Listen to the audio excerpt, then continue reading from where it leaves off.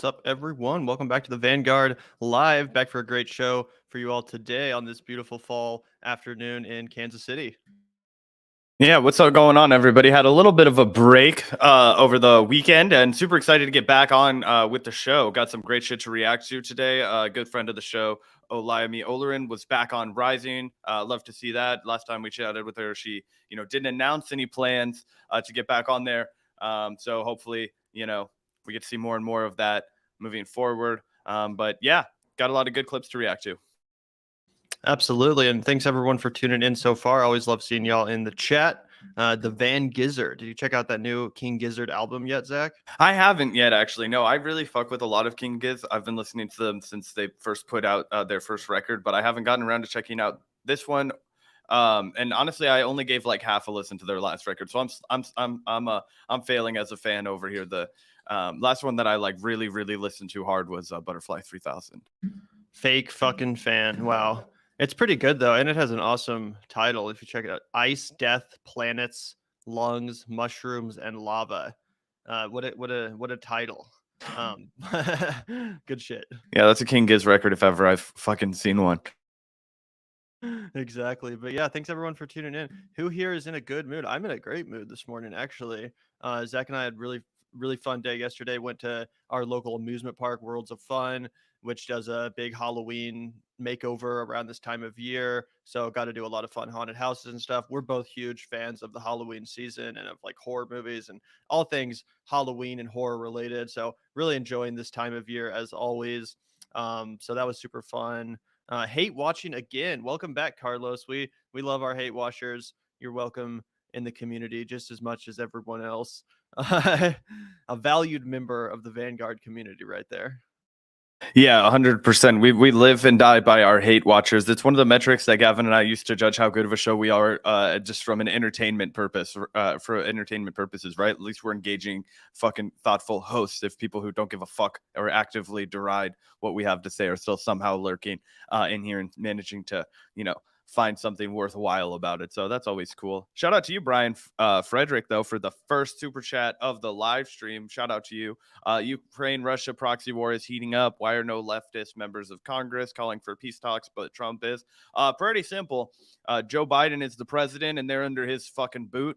They're playing team sports right now, just kind of like how Republicans in Congress, no matter how outside of the nebulous of Trump or like Mitch McConnell, they may seem.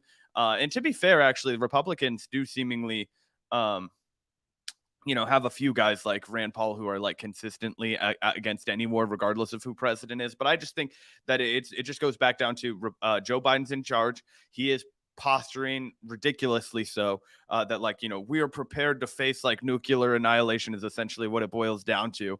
That's what he was saying in back chats, was that the United States should prepare for like nuclear war or whatever. It's not off the table, which is fucking astronomically insane, right? We had the entire Cold War where we were all about mutually assured destruction and therefore diplomacy at all costs. And even all of those ridiculous fuckheads that were running the country back then knew it was a terrible idea for us to get involved in a nuclear conflict. So yeah, it's just ridiculous. It's bullshit Biden posturing, and the fact that the squad isn't speaking out or no leftist members of Congress are speaking out, it's absolutely insane.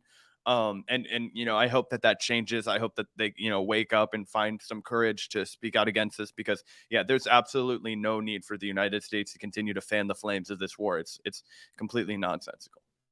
Yeah, I think that's really well said. And obviously we have nothing but, solidarity for the normal people of Ukraine and Russia that are both suffering as a result of this geopolitical chess game being played. Obviously, Putin could stop the war at any point and just retreat, which obviously would be great, but that's not going to happen, unfortunately. So I don't think it's really our place to be escalating tensions there, bringing us closer to the brink of nuclear annihilation. It's like, again, I feel terrible for the people of Ukraine. I really genuinely do. But I really don't think any conflict is worth escalating us into a World War III. Like the whole fucking planet does not deserve to be annihilated thanks to a very unfortunate situation going on the other side of the world. So yeah, it's a tough situation. But thank you so much, Brian, for the super chat. Oh yeah, absolutely. Shout out to you, Brian. And yeah, I don't know, Gavin, do you want to start just by talking a little bit about this Kanye West? Oh wait, we got to start actually first by shouting out our patrons, of course. Don't let me get ahead of everything. Oh, talking is difficult. Yeah, shout out to our patrons though, the Vanguardians, the Super Vanguardians, the comrades. Of course, you're all comrades to us, but a special shout out to the people who support us on Patreon.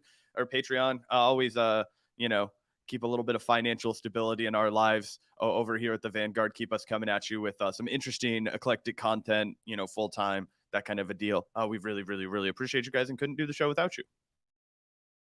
Absolutely. We do like to start and end every single live stream with a big shout out to our patrons for keeping us afloat. We would not be able to do the show without you, as Zach said. And specific shout out to our patrons for making possible some of the documentary content, which is coming soon as well. We have another documentary that should be out by the end of October, if not maybe a little bit later in November.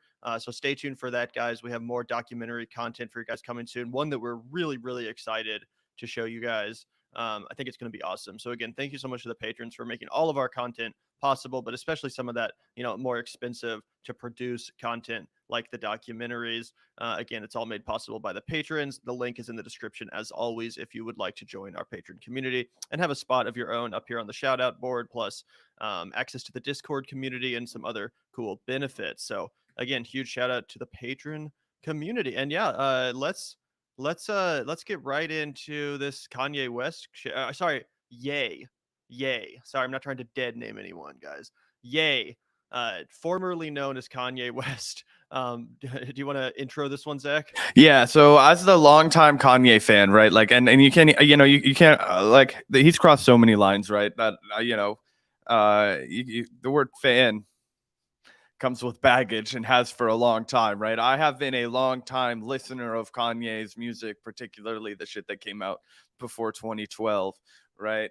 Just when, I mean, yeah, but the deterioration of this man, the public fucking just out of control spin that I mean, this is truly maybe the best indictment of capitalism I've ever seen in my entire life. If you know, there's that line in what's it like, Charlie and the Chocolate Factory, and it's like, whatever happened to, or did you ever hear the story about the boy who got everything he ever wanted, and Willy Wonka's like, he lived happily ever after? In America, that's just not true, because I genuinely believe that Kanye West might be one of the examples we have of somebody who did achieve everything they ever wanted, and then what happened?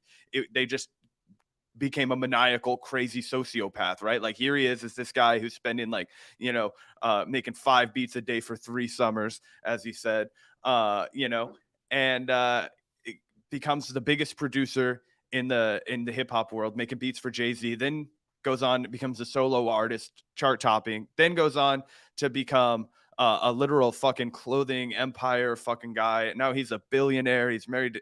He was formerly married to Kim Kardashian. Like, it just all spirals out of control, and it just continued to build this, like, fucking, I don't know, like, this pit of this vortex where it was like, I will do anything. I will be crazier and crazier and crazier to just, like, outdo myself, to continue to have this fame, to continue to have this spotlight, you know, not only less and less adulation, but derision, all of it just becoming the same. And then he's just, like, gotten himself into this, like, weird anti-Semitic deranged lunacy. I don't know what the fuck is going on with this guy, but this is clearly unacceptable. This is you know, he's had too many final straws. This is the final straw. I don't even know what to say. I was shocked when I read this. But what was your reaction, Gavin? I mean, it's tough to say, because on one hand, yeah, it's shocking to see just this level of blatant bigotry and anti-Semitism on display, but it's also not terribly surprising given the last, like, 2 or 3 years of Kanye and his ideological trajectory, just getting cringier and cringier, embracing more and more right-wing talking points, wearing White Lives Matter shirts. I mean, is this really, like, I mean, this is kind of the obvious conclusion of that ideological pathway, unfortunately. So I can't say I was all that surprised, although it is just, like, dumbfounding to see, as you said, someone who had it all, someone who's beloved universally, just flush it all down the toilet for seemingly nothing. And obviously a lot of people are going to say, well, he's mentally ill, you know, this is just a product of mental illness and all that stuff. And obviously that's part of it. Like, Kanye West is clearly, Ye is not a sane person at this point in his life. But that being said, I know people that suffer from bipolar disorder or depression or anxiety, a different source of mental illnesses, and they're not like fucking anti-Semitic. You know what I'm saying? Like, mental illness doesn't make you anti-Semitic. It doesn't make you like racist or anything. It kind of like when Roseanne Barr blamed her tweet comparing a black woman to a gorilla or a ape or whatever. She was like, it was because I was on the Ambient. Ambien.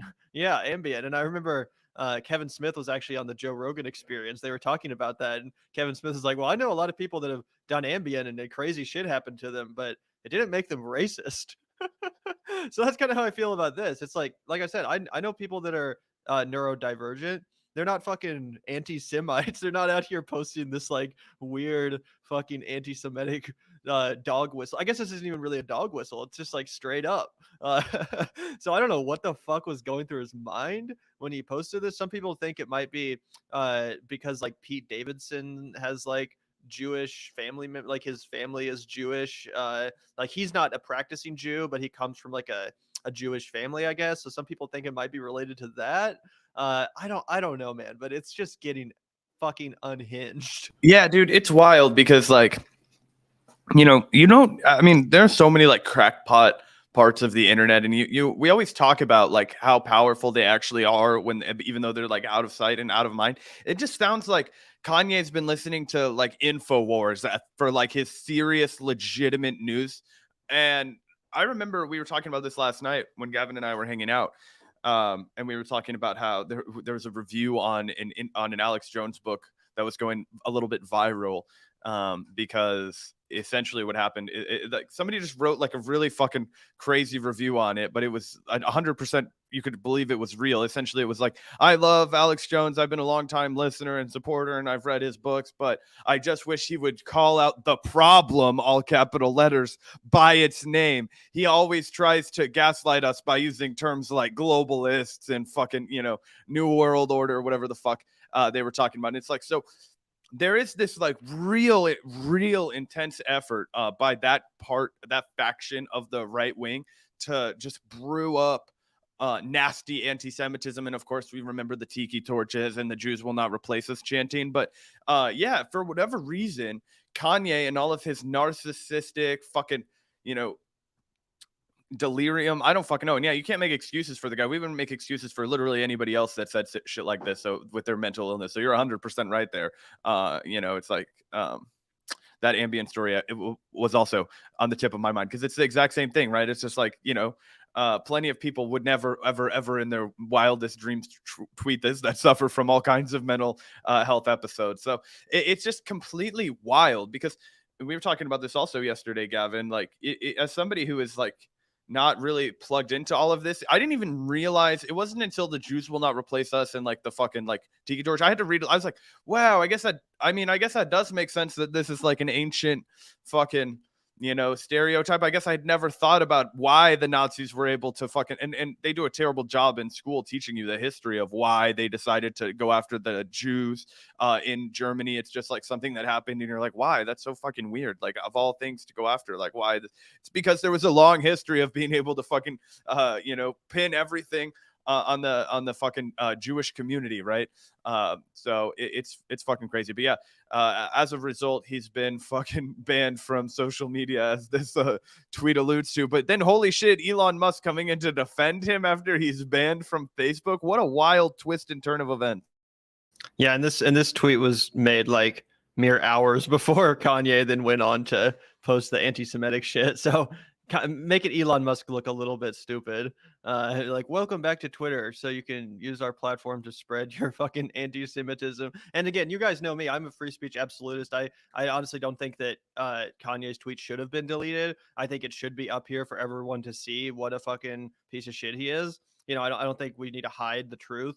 Not that what his tweet said was the truth, but the truth of him being a bigot and an anti-Semite and veering into this insane ideological arena of just insane far right anti-Semitism. So I think it should be up. I wish it wasn't deleted. But yeah, it is pretty funny that Elon Musk is like, welcome back, buddy, and then like 10 hours later he tweets that shit. Also, I didn't want to address the super chat. Thank you so much, Brian, for the 199. Really appreciate that. Can you separate the art from the artist? Absolutely, Brian. Absolutely. I'm actually a strong proponent of separating the art from the artist.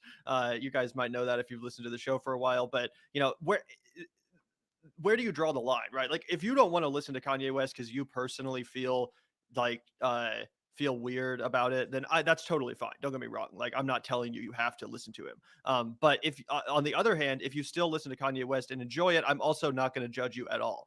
Because again, where do you draw the line? So many artists, so many actors, so many musicians, so many filmmakers have problematic pasts. They've, have things that have been alleged. Just recently, Brad Pitt has been accused of freaking beating his or like pouring beer on his kid and like beating his wife and stuff. Like, it's not going to stop me from watching Inglorious Bastards. That's not going to stop me from watching freaking Fight Club or whatever. Like, sorry, but it's not like in the same way that I'm still going to enjoy freaking Kanye West records. I'm not even a big Kanye West fan, right? But like Zach is. If I'm in the car with Zach tomorrow and he starts playing Yeezus, am I gonna fucking look at him and say, "Wow, Zach, I can't believe you're participating in this bigotry. I can't believe that you would support this monster"? Like, no, that's ridiculous. Another example is Michael Jackson. That's one we bring up all the time. Is like Michael Jackson did some really fucked up shit, some really disgusting shit. Allegedly. Allegedly. It's Halloween time. Am I gonna fucking put on Thriller this year? You damn bet I am. So yeah, I'm a big proponent of separating the art from the artist, specifically again because so many artists are problematic. So many. Marilyn Manson, another one that comes to mind. So many artists are problematic. And at some point it just becomes kind of ridiculous to start limiting your diet of art or music or whatever based on who's a good person and who's problematic. Like I don't really go to art for like my morality anyway necessarily. So yeah, I personally believe in separating the art from the artist. Oh yeah, 100%. I know exactly what Gavin would do, by the way, tomorrow if I got in the car and I threw on the Yeezus record and he would start going wow wow wow wow wow wow, because that shit is too catchy to just ignore. And yeah, look, the only problem that I get is like I don't want to call myself a fan of somebody who is this fucking bigoted, who is this fucking self-serving, who is this fucking just I don't know, narcissistic, histrionic, whatever you want to, diagnose Kanye as.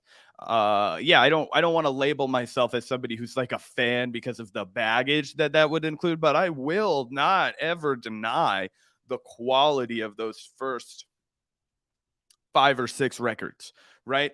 They were fucking incredible. They still are, and yeah, I'll still listen to them, right? Like in the same way that like I probably don't want to go out and buy a ticket to the new Woody Allen movie, right? Does that mean that like, Annie Hall sucks and that it didn't like innovate cinema? No. Do I want to go out and support Roman Polanski's new project? I really don't. But is Chinatown still a masterpiece? Like it is. Yes. So that's kind of how I look at it. Like I don't feel like I have to praise the person necessarily. Like I can just praise the work. I can't even death of the author is kind of like a big thing for I think both me and Gavin as film fans, like kind of like in a like to give a completely like innocuous thing where it's like the director says the movie's about one thing when to me I think it's about something else. Like I don't give a fuck what the director says. To me this movie's about that. Like Mother, Darren Aronofsky says it's about fucking saving the earth. To me it was more about Darren Aronofsky's filmography and how he makes movies and the art of cinema, right? That I don't give a fuck what Darren Aronofsky said. To me that's what the movie's about, right? In the same way that like I don't give a fuck if somebody goes off to become a crazy lunatic. If they made a good piece of art, like I'll relate to that art on my own terms and not through them. Yeah, that's absolutely correct. And again, that doesn't mean we can't be honest about the fact that this person is problematic and bigoted and all that stuff. But yeah, just to answer your question, yeah, I think you can still listen to Kanye's music. Again, but that's a good point too, Zach. I wouldn't necessarily buy Kanye's new record. I wouldn't necessarily buy a ticket to his like concert or whatever. But yeah, am I going to deny the fact that he's made good music? Of course not. Of course not. That would be ridiculous. But yeah, thank you for that super chat. Thank you also, Alex Khan, for the 4.99. Really appreciate that, Alex. This evil man just wants attention so bad that he will say anything. Yeah, I guess it is at the end of the day about attention. But it's like, why don't you generate attention by fucking dropping an amazing art, like an amazing album or something? Like, why can't you generate attention with anything positive? Like, why is it all this disgusting, negative, bigoted bullshit? Like, can't you generate attention any other way without like completely throwing your reputation in the trash without completely destroying your reputation. It just blows my mind, because now we are at the point, like, it was one thing to wear the MAGA hat, it was another, to hang out with Donald Trump and fucking, uh, be all buddy buddy with the right wing. But this is like, even people on the right wing, like, even they're like, woo, bro, can't be associated with this shit. Yeah, you're not supposed to say that out loud. Yeah, exactly. They're like, yeah, this is the you're saying the quiet part out loud, bro. That's basically been the response from a lot of right wingers. Some people have defended him. We'll get to that in a second. Someone on Rising even kind of low key defended him, Robby, but we'll get to that in a second. But yeah, I guess it is all for attention. But again, at this point, I do think we're getting into the realm where the saying, like, all press is good press or whatever. I don't think this counts in that regard. Like, I think at this point, like, this bad press is just bad press. I don't think this is going to help him. I mean, if you're a clothing company or a record label, you're not going to want to fucking work with this guy anymore. Yeah. I think it is about attention, but you're right. I mean, how many? What was it? 4 years ago, 2018, he set the entire fucking summer on fire, putting out multiple projects from good music with Kids See Ghost, Daytona, Nasir, the Tiana Taylor record that name escapes me. And then he put out the Yay record also, which was mids, but the production he did in Kids See Ghost, they were fucking amazing. And he had the entire internet talking about him for weeks. That was when that was the same summer we got the Pusha T beef with Drake, which was incredible. Back before he beefed with the freshest teeth Tony on the internet. There was the Pusha T, who, by the way, guys, aside, I got to see Pusha T last week, and because Kansas City is a terrible, terrible town for touring hip hop artists, I got to see him with like 200 people in the venue. Oh my god, it was incredible. So I just wish that, of course, I wish that Kanye was still like making waves, like doing good shit with guys like Pusha T. But yeah, I think he's just decided that he's fucking entitled to all this media and attention, and that he doesn't want to actually put his back into making anything creative. He just wants to fucking, say disgusting shit and piss people off, and I don't know, go for the shock and awe shit, which again, this isn't 1999, as Gavin was pointing out. I just don't think that's going to work anymore. I think this will actually start to, people are going to be like, fuck you, Kanye. Like, I'm tired of this. I'm over it. Yeah, exactly. And at one point it was kind of like funny in a way, like, oh, Kanye and Trump, LOL, like they both got that dragon energy. Remember all those memes? Like, it was kind of funny. Like, yeah, it was fucked up, but it was still kind of silly. Now it's just not funny anymore. Like, it's just like, oh no, like it's just not funny. It's just fucked up. You know what I'm saying? Anyway, thank you so much for the 4.99, Alex. We really appreciate that. Also, thank you so much, Bowen 757 Pilot. Really, really appreciate the generous super chat, man. Hey guys, thank you for the highly intelligent discussion regarding veganism a few weeks back. These discussions are sadly missing from most left channels. While I disagree with a few of your assertions, you both offered excellent thoughts. Wow, well, thank you so much, Bowen, for the super chat, and really, really glad you enjoyed that discussion about veganism. I also thought we got into a really good discussion about that topic. It's always an interesting one to discuss. So really glad you enjoyed that. And yeah, of course, you're not always going to agree with our assertions, Bowen. I mean, I don't know anyone that agrees 100% of the time with anyone else. So, I really appreciate the fact that you're enjoying the show. Oh yeah, absolutely. Especially with a topic like that. I mean, Gavin and I vehemently disagreed for a while during that stream. We kind of came to more of a conclusion or a consensus by the end. But yeah, that's just kind of how it goes when you're talking about like how you would imagine, restructuring such an ingrained cultural element, and essentially, change the entire way that we eat as a world.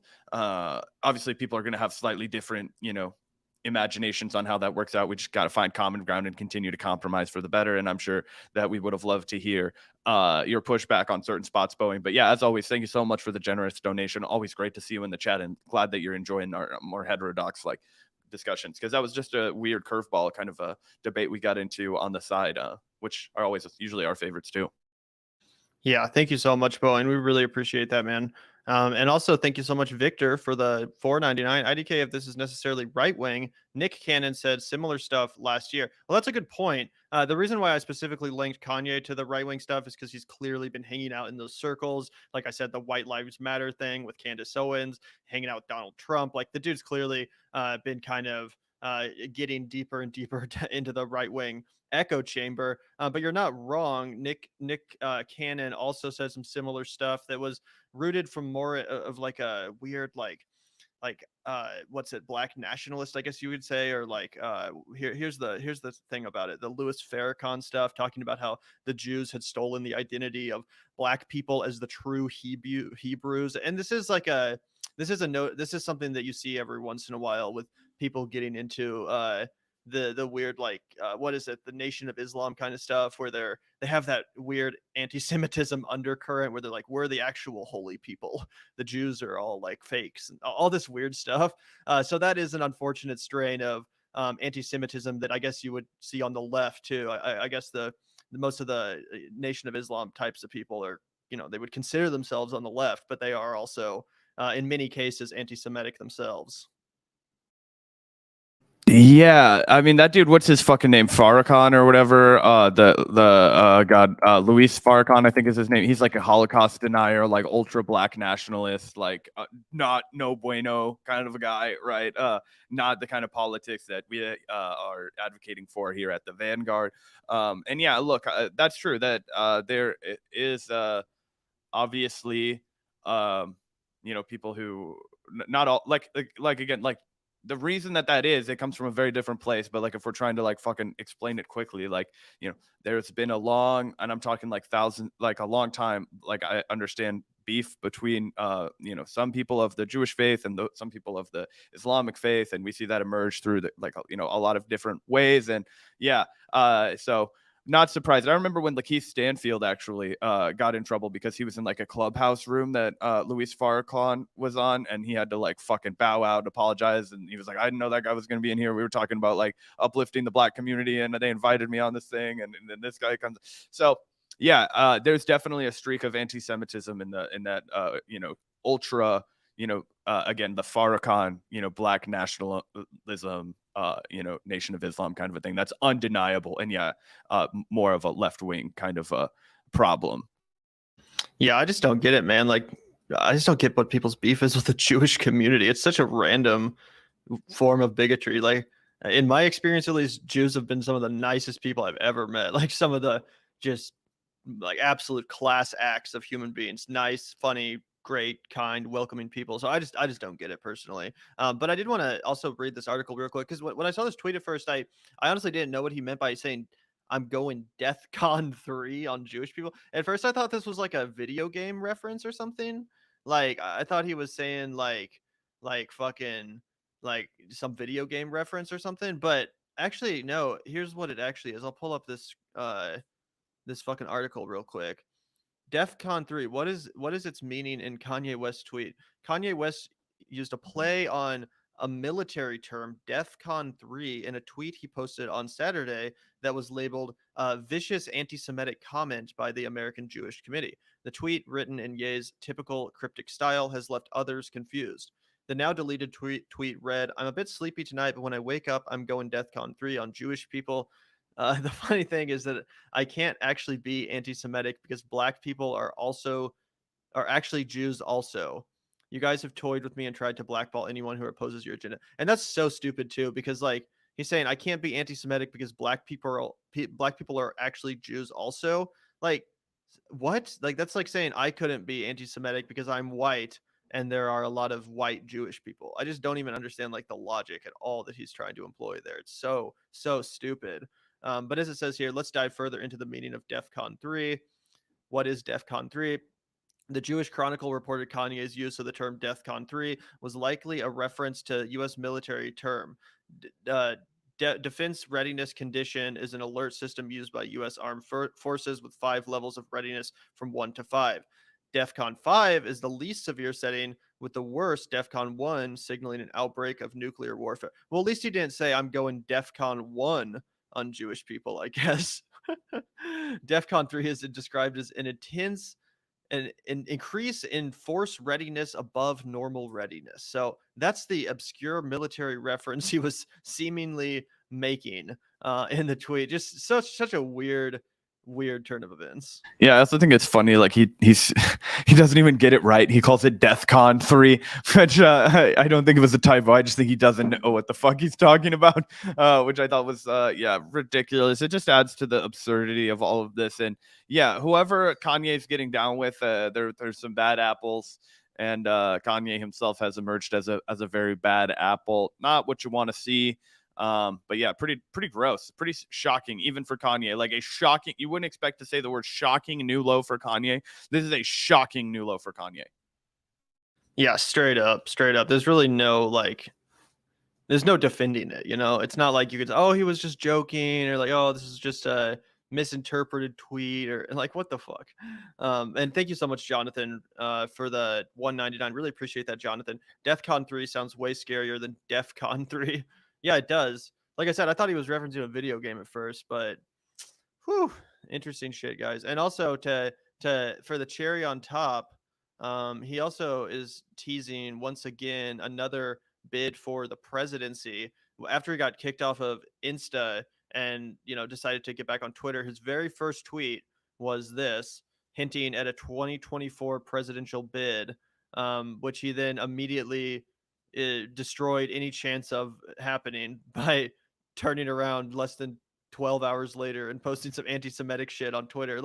If you want to run for president, might not be a good idea to piss off the Jewish community that bad. Just saying, bro. But anyway, crazy shit. We'll keep you guys updated on this story as it unfolds. Yeah, dude, truly unbelievable. And like I said, just fucking disgraceful. I mean, this is really like, I mean, obviously he said some unforgivable shit before, but this is just a new, like, I mean, wow. You really, like, if this is a look inside of this guy's brain, like, not good. Not good. I think you said it correct. Let's also take a look here. We were talking a little bit about how our friend of the show, Olayemi Olurin, was back on The Hills Rising this morning for the first time in a while. And she did a great job, as always, and a good pivot here, because she actually talked a little bit about this exact story with Robby, the co-host on The Hills Rising. So let's take a listen here. They got into a bit of a debate about it, but I thought this was a really interesting discussion. So let's take a look here. Hook of this, the suspension from Twitter. I guess that tweet violates a policy. You guess? I mean, I agree that it is vague, at least maybe more than vaguely anti-Semitic. It speaks to some anti-Semitic tropes. I don't know that it is more malicious or hateful than tons of other stuff you can encounter on the platform all the time. I want us to stop being in a world where we acknowledge that something is hate speech or something is hateful. The community has expressed that it is hateful, and then we try and water it down, or compare it to other hateful things, or how this hateful thing was handled versus this is hateful. This is the thing. It's not, people are calling it anti-Semitic. Specifically, Jewish people themselves are calling it anti-Semitic because it is. All right. Do you know who's the premier authority on anti-Semitism?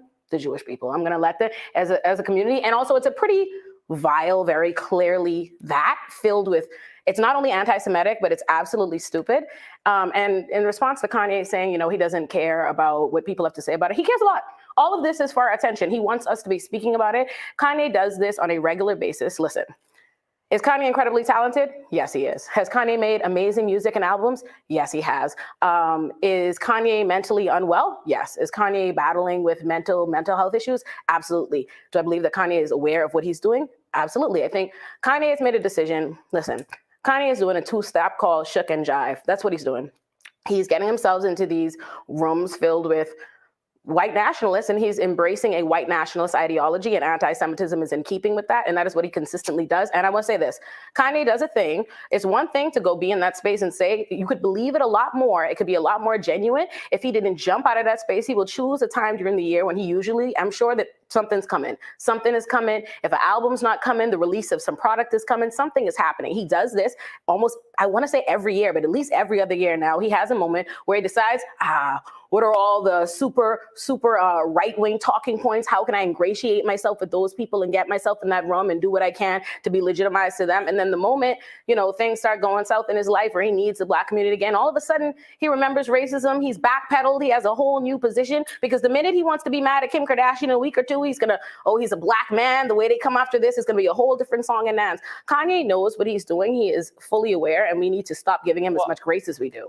Okay, I don't know that he's being a white nationalist in particular. Yeah, no, he is. I mean, in those remarks, he talked about without where do you think that talking point debate, he got into a whole. And where do you think that talking point came from? This whole idea, you take a party and a community of people that largely are not interested in what the problems and plights of the Black community, certainly not helping them or addressing them. And I know this because the Black community largely talks about the issues that we have. We talk about being profiled. We talk about being incarcerated. We talk about our communities being under-resourced. We talk about not having money given to our healthcare, our housing, our infrastructure, but you are constantly being policed and prosecuted. You don't have nothing to say about that. And those communities, the same Republican Party. White nationalist? I'm going to tell you he's a white nationalist. Yes. I say he's embracing white nationalism. He absolutely is. Just because, let me just say this, racism is not just something that can be peddled by white people. If you live in a society that has white supremacist ideology or systemic racism, you can internalize that in the same way. And also as a Black person, we're aware of what it is that you can say. There's a thing called Rules of Racial Standing, right? And it's a book called Faces at the Bottom of the Well by Derek Bell. And they discuss this. As a Black person, you enter these rooms, these corporate situations in white America, and you have an opportunity to be the Black person that legitimizes the white talking points, the Black person that is tokenized by speaking against the collective interest or the collective opinion of what is the community at large. What Kanye has done is, when it is to his advantage, he gets in these rooms and he peddles those talking points, and the abortion one in specific. That is something that right-wing people and Republicans have used to pretend to recharacterize an argument as though they are looking out for us. They're a very paternalistic and disingenuous approach. But this whole idea that, oh no, we care about Black people. Black people are being harmed by abortion, and that's why. Nonsense. It's nonsense. It's foolishness. Kanye knows what he's doing, and he does it all the time, and then he backpedals. And that's my position on that. And I don't got no more grace for Kanye. I don't agree with that. I think he is. Oof. So good. Like, one, I can't believe, of all people, this is how you know how the right wing feels about all this shit. Like, could you imagine trying to go to bat for Kanye after those tweets and be like, oh, those were, he maybe evoked some anti-Semitic tropes. He literally said he was going DEFCON 3 on Jewish people. What the fuck? What do you mean dog whistle? What do you mean, like, he may have alluded to something? What are you saying, bro? And Olayemi gave him the exact treatment he deserved. Shout out to you, Olay. Yeah, shout out to Olay for another great appearance on Rising. And absolutely, he's trafficking in white supremacist talking points. Who the fuck do you think goes around wearing White Lives Matter shirts? Like, come on, bro. Come on, dude.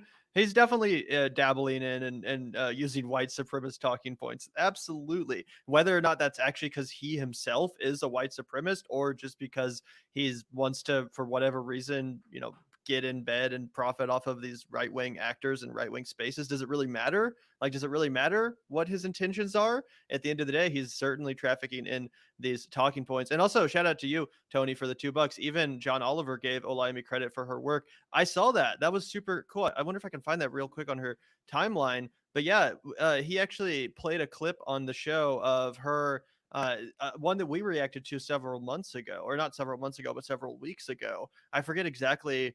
You found it? Yeah. Okay, Zach found it. Because, yeah, that was pretty cool to see, too.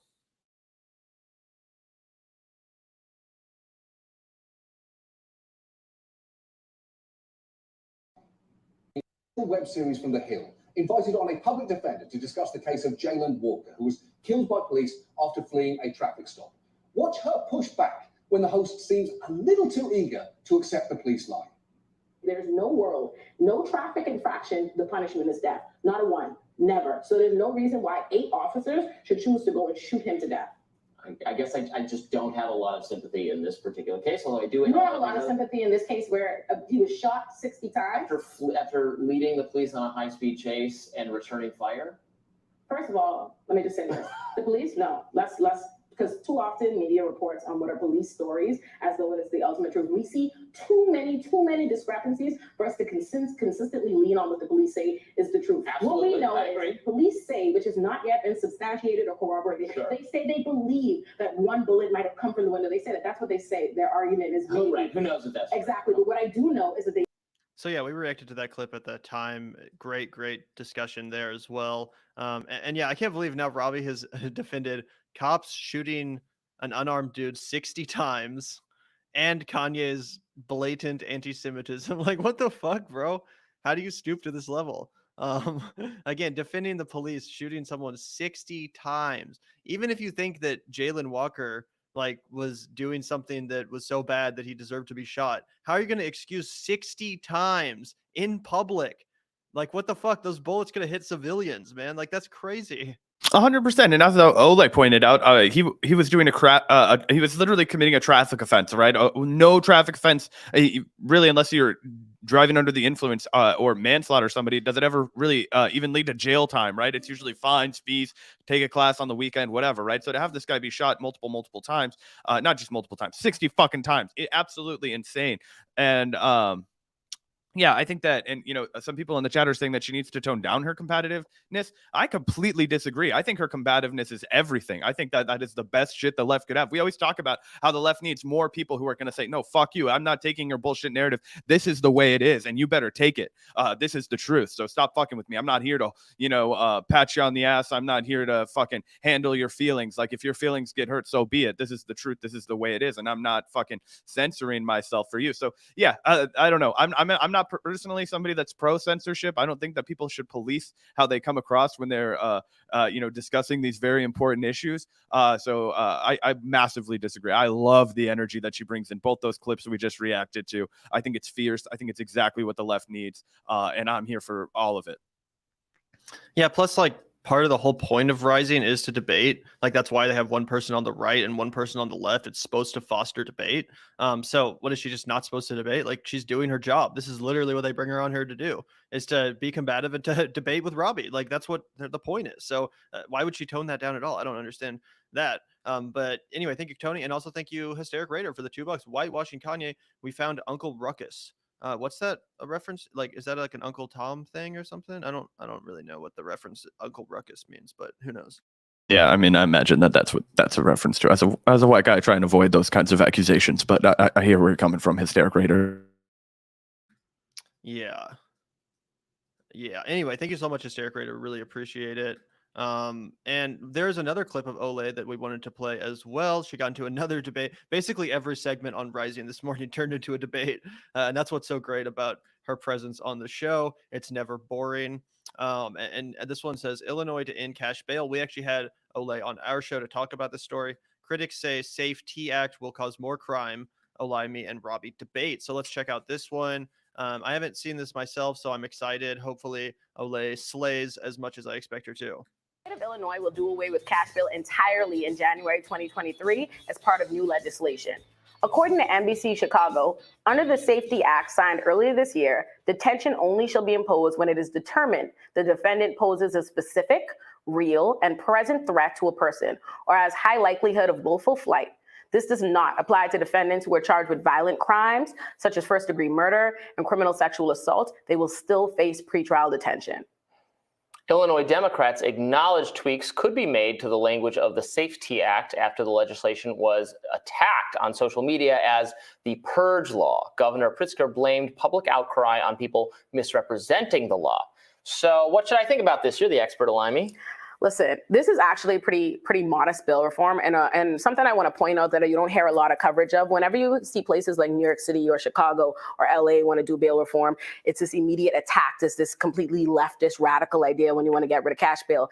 But Republican Governor Christie got rid of cash bail in its entirety in New Jersey in 2014, and it has been wildly successful and did not receive the same kind of fanfare. And actually, this is positive for the reasons that people don't think about. Constantly, when people talk about bail, it's a public safety thing. They always respond, oh, we need to be safe. These people are so dangerous. First of all, if you look at places like New York City and New Jersey, places that have already started getting rid of cash bail and implementing bail reform, it has not changed the numbers of rearrest a while out. So that's first and foremost. But second, the legal purpose of bail is to make sure somebody returns to court. That's it. There isn't a public safety aspect or component. What it is the court explores, do I think I'm going to set cash bail because somehow we have made this connection that money has a relation on whether or not you return to court? And that's just not true. The vast majority of the people in the criminal system live well beneath the poverty line. It turns out actually most people arrested in our criminal system made less than $12,000 annually pre-arrest. So I want us to have an understanding of how poor the people are with this system. But in Chicago, what they're going to do now is instead of just setting cash bail, people can still be detained pre-trial. That's an important point.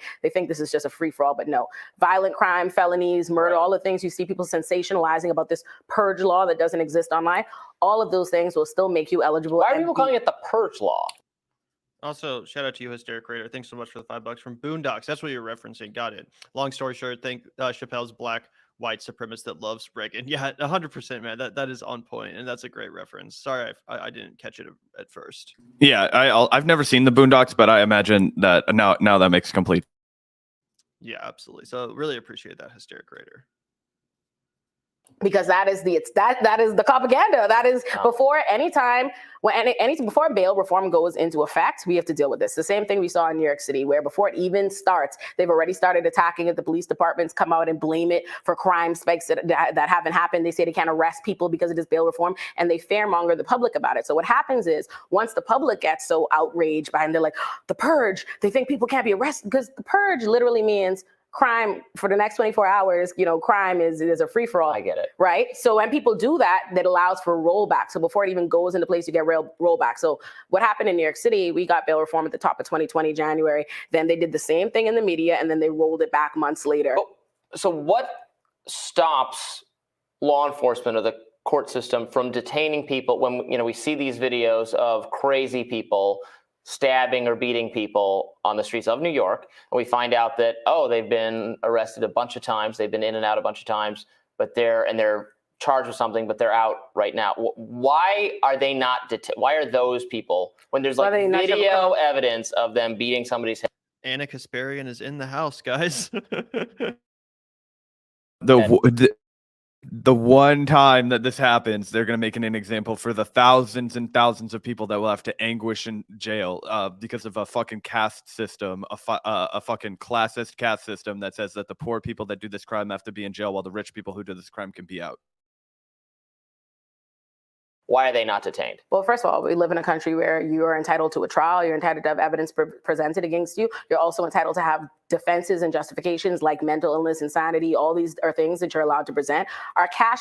So much for the firm constitutionalist Robby over here. Oh, yeah, you don't know anything about being innocent until proven guilty. Interesting. Yeah, Robby suddenly loses his liberty. They all fucking do, man. They're just anarcho-capitalists that want to see people put in jail. They don't actually believe in libertarianism. Yeah, 100%. That's so accurate, Brian.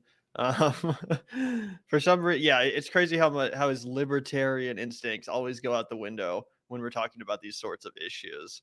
But thank you so much, Brian. Really appreciate the super chats today. Bail system, pretrial detention is not supposed to be used to bypass that entire process. Well, I get that. Right? So that's one. Two, when it comes to, they sensationalize cases with like homeless people and mentally ill people or people with large rap sheets. Let me tell you what that looks like in application as a public defender. If you arraign somebody for these usually mentally ill people, homeless people that are targeted and arrested regularly. What happens is at arraignments, they say to you, because your client's homeless or whatever it is, they want to put them in jail just for that reason. They use that as a reason to set bail on them. But they will say to them, hey, we're going to set bail on you, or pleaded to charge. You could plead to charge now when you say time served. And so this person gets out because they took the charge, they took the conviction, even though otherwise they could have gone to trial. There probably wouldn't have been evidence against them. There's a long process. But instead, they take it so that they could be free. Now you have one criminal conviction. Now you're home. They arrest you again for something petty, the same thing, and they keep doing that. So the next thing you know, you have homeless people, people addicted to drugs, people mentally ill, and all these things that have these large criminal rap sheets that are just for stupid, petty, trivial offenses. They never got their day in court. And it's not always trivial offenses.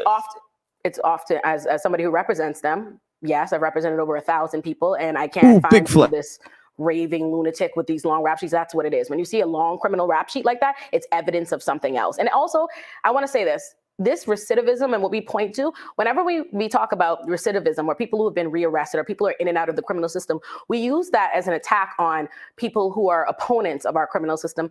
And that doesn't make sense. If we have a system in place, the only system we have in place for addressing crime and stopping crime and preventing crime is our criminal system we have now with incarceration and mass incarceration. And you're saying to me now, all these people that you peddle in and out of the system are continuing to do the same things, all of the issues, all of the crime, it's not being alleviated in any way. This is evidence of the system not working effectively to address those things. Well, I mean, some people would say it's evidence of the system not locking enough people up, right? If they're out and they're engaged in more criminal behavior, then we don't have enough incarceration, right? That's what some people will say.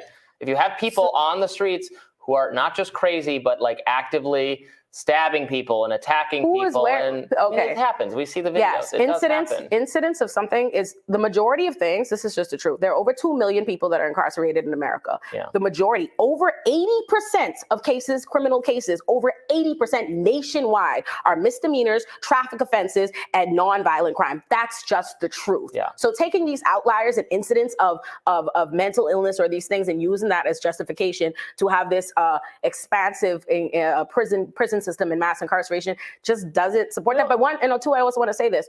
Consistently, even within our conversation, even within the media, what they do, they acknowledge that these people are mentally unwell. We're not pretending like these are people that are fully sane in their faculties or have the resources. No, we're acknowledging that these are people that are unwell. These are the people that are least resourced by our society and our community. But yet we keep advocating, instead of addressing their mental health issues or why these people on the street or why they don't have the resources to get the care that they need so that they don't act like this. We keep just saying, throw incarceration at it. Oh, just throw them away, throw them in jail. But I've had this debate on the show with other guests, and then I'll say, okay, they're mentally unwell. Sure, they need to take antipsychotic medicine, and they need to be put in a facility until they are no longer crazy and no longer drug addicted. But that doesn't need to be prison. I'm not saying it needs to be prison, but they need to be somewhere other than the street. And and then I get a lot of resistance when I start talking about that. So then, what do you say to the fact that a person with mental health issues in America is three to four times more likely to end up in jail or prison at some point in time in their life, right? We have over 30% of people that are currently incarcerated are struggling with not just mental health issues, what is diagnosed as serious mental health issues. They don't get these resources. They don't get this help. I see them on the streets here and in New York. Exactly. We are using, instead of putting money and resources and energy into actually having an infrastructure for helping people with mental health issues and dealing with them in that way, instead, we keep using prison and mass incarceration. Let me just say this, that only exacerbates it. If you take somebody that doesn't have resources, you take somebody that's mentally unwell, you take somebody that's struggling, you're taking somebody that's going to respond to something with violence, and then you put them in an environment where you will literally force them to be around violence, to fight, to defend for themselves, to be exposed to sexual assault, to be exposed to rape, to be exposed to solitary confinement, to be exposed to trauma. What do you think happens to this person you've already diagnosed as crazy or a problem or a danger to us? Because they're not going to stay. This is something we need to take into consideration. They don't stay there. All right, people have to, you can't just, every little thing, you can't just lock people up for the rest of their lives, the entire country, 2 million people, everybody that has a mental health issue, you cannot just lock them away and put them away forever. So they go back to the community. And when they go back to the community with these exacerbated problems, what then? I just don't accept that leaving them on the street is the humane thing. Okay, so what do you want to do? Well, Really quickly, I just have to jump in there. We have to remind everybody, because the media doesn't do a good job of keeping this on the forefront of people's minds. So just while you're listening to this man, Robby, tell us we need to put more people in prison. That's his solution. More people have to go to jail. We have already incarcerated more people than any country ever, period. Point blank, full stop, more people in jail. Are we the safest country ever? No, it's because you have fucking shit for brains. And you don't understand that re-traumatizing people only creates intended recidivism. So you're either dumb as rocks or you're in on the prison industrial complex. It's absolutely insane. It shows what a kind of a heartless, soulless bastard this guy is, that his response is just get these fucking crazy people away from you. There is absolutely not an ounce of humanity in this guy to be like, okay, well, how do we figure out how we can treat this problem? How do we make sure that we're not manufacturing people that, are so traumatized and are so, deeply wounded and fucked up that they only have the fight or flight response system left in them. That's what creates the violent fucking crazy outburst. This like crazy person, they've been fucked with a million times. They've probably been victim of, as Olay points out, rape, sexual assault, having all of their humanity stripped from them. Of course, that's going to create people that do bad, violent shit. That's the only way to survive in an institution like that, right? It's called institutionalization. It's absolutely absurd. It makes my blood boil, the lack of empathy that's coming from over here. Counterpoint, however, maybe we need more mass incarceration, Zach. Maybe that will solve all the problems. Mass incarceration, not enough. We need mass-er incarceration. We need even more mass incarceration. That will definitely solve these issues, Zach. I can't believe you can't see that. Yeah. Thank you also, James, by the way, for the $5. I know I've expressed some disagreement in the chat before, but I still support you guys and really appreciate the work you're doing still hashtag same team. Thank you so much, James. This is our favorite kind of comment to get, at least my favorite kind of comment, because yeah, obviously I don't expect any of you guys to agree with us 100% of the time, and I actually welcome it when you do express disagreement in the chat. If you hear something that you or hear something that we say that you disagree with, please, express your disagreement. We want this to be a place for lively discourse as well, and always appreciate the pushback we get.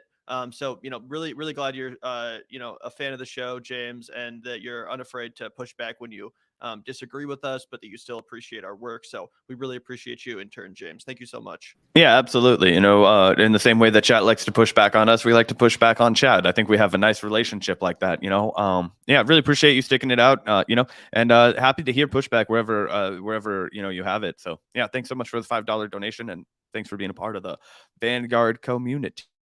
Yeah, really appreciate that, man. And this clip is almost done, so let's finish her out. Entire country, 2 million people, everybody that has a mental health issue, you cannot just lock them away and put them away forever. So they go back to the community. And when they go back to the community with these exacerbated problems, what then? I just don't accept that leaving them on the street is the humane thing. Okay, so what do you want to do? Well, I said I want to put them in facilities and make them take Okay, so then what's the medicine. response to the fact that they're not doing that? Instead of putting the money to allow for those mental health facilities, we are putting the money into policing. There needs to be some coercion to it. It can't just be voluntary. You can't there needs to be more like actually putting them in these places. Doesn't have to be prison, but it can't just be left to people who are suffering, who are drug addicted, who are violent, who are thrashing, who are like, if you see people on the street, I'm not comfortable just letting them. I can't believe this. I can't fucking believe how open he's being about this. Like, this man is saying that his problem, he's saying that it's all about how he doesn't want to look at it. He doesn't actually give a single fuck about any of these people. He doesn't care at all. He's basically saying that they're fucking unsightly. I can't believe this. I can't fucking believe this. Yeah, it's pretty stunning. Again, especially from a libertarian. I mean, like, maybe we should lock more people up, bro. Like, maybe that would be the solution to these societal problems, these foundational, systemic societal issues. Let's put more people in facilities. That's a good idea. I don't want to look at these fucking people. Just get them away from me. Put them on some antipsychotic drugs and just fucking force them into some fucking warehouse somewhere. I don't give a fuck. That's literally what he's saying. Like thrashing violently, we have to stop psychotically. First of all, we have to stop using these individual outliers, some of the most extreme cases, to be representative of one, everybody is in the criminal system, but two, representative of everybody with mental health issues, that one, period, with mental health issues, but two, people with mental health issues that end up in the criminal system, because they are not all the case you see on the post are highlighted there. That's just not the truth. And if we keep talking about mental health, people with mental health issues as though they are an entirely separate entity, they are different from us. That's why we end up with a society that others them and is not particularly concerned or enthusiastic about helping them, because we've already dehumanized these people and disregarded them. So I think to be mindful of that. Gotta leave it there. We'll have more Rising right after this. Seriously though, how the fuck are you a libertarian that simps for mass incarceration? And like, what the fuck, bro? That's like literally the opposite of what libertarianism is supposed to be. Anyway, great performance once again from Olayemi. Really, really appreciate her presence on Rising. I love that she just takes no bullshit. In no way does she try to feed into the right-wing framing on these issues. And she just brings the facts. So huge shout out to Olayemi. Her presence is such an asset to the left perspective on this issue specifically. Yeah, look, I said this earlier, and I deeply believe it. After listening to this, there's not a doubt in my mind. This guy wants anarcho-capitalism coupled with a fucking police force that will impose whatever fucking NIMBY vision he has. So everybody that is opulent will compete in this free market jungle. Those who can't make it are fucking eyesores to be stored in a warehouse and given antipsychotic medication so he doesn't have to fucking look at you. Like that's his world view. I guess that's not libertarian, because the one thing that's forgivable about libertarians is the fact that they're really fucking consistent, right? Like they just do not fuck with the government. And I'm like, at least I respect that. I don't fuck with the government either. You guys don't want to do anything with it. I want to fix it and make it better. But at least I know you also don't want war. You don't want cops kicking the crap out of people. You don't want, fascists to come and run our society. It seems like that dude's just like full on ANCAP finance bro kind of politics, and I don't have any time for it. Yeah, it's pretty crazy, huh? And also, huge shout out to you, Alex. I saw we got a super chat from Alex. Let me go up. I'm a centrist and I love your show. Well, thank you so much, Alex. Really appreciate the fact that you're enjoying the content we produce, even though you might be a little bit more of a centrist than us here. And hopefully we can change your mind on some of those issues and make you a radical leftist communist. What are you talking about? What are you talking about? He's right in the correct place. Tuning into the MSNBC guard, the fucking milk toast centrist. We only shill for corporations here on the MSNBC guard. No, shout out to you, Alex. I appreciate people that, you know, like our show, even though they might not think our politics are 100% down the line with whatever you believe. Yeah, absolutely. Thank you so much, Alex. Really appreciate you. And I think that just about does it for today, unless there's anything else you wanted to chat about. I guess I will remind everyone, since it is Indigenous Peoples Day. Let me pull this up. Fuck Christopher Columbus. That's exactly what I was pulling up. Fuck Christopher Columbus. It's Fuck Christopher Columbus Day. So I hope you guys enjoy. I hope you guys enjoyed the live stream. I hope you guys have a great rest of your Monday. I guess people have the day off today, right? That's what I thought, but then so Lisa had to go to work, and she was like, "Oh, just the banks are closed. Everybody else pretty much has to work." And I was like, "That's some bullshit." Gavin and I didn't take the day off because we like our job, but yeah. Shout out to everybody that tuned in today. Fuck Christopher Columbus. I hope we don't all die in a nuclear holocaust or that kind of a deal. I know that's on the verge of the precipice. Gavin and I have just been choosing not to discuss it on our show. You don't want to hear about it from us.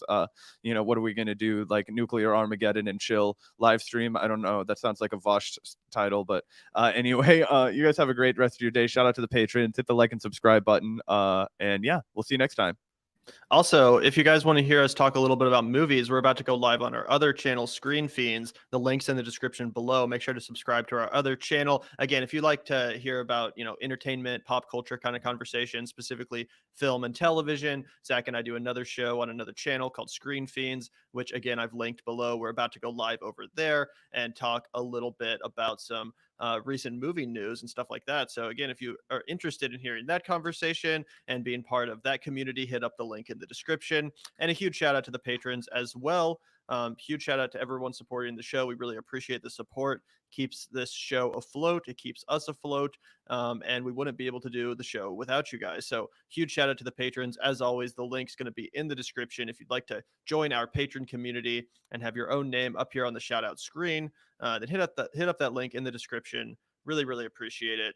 And as I said, also make sure to hit up that link in the description for Screen Fiends and subscribe over there. We're trying to get that channel to monetization, so every single subscription really, really helps out. Anyway, thank you guys so much. Really appreciate it, and we hope to see you over on our other stream on Screen Fiends. Peace out, guys. Peace.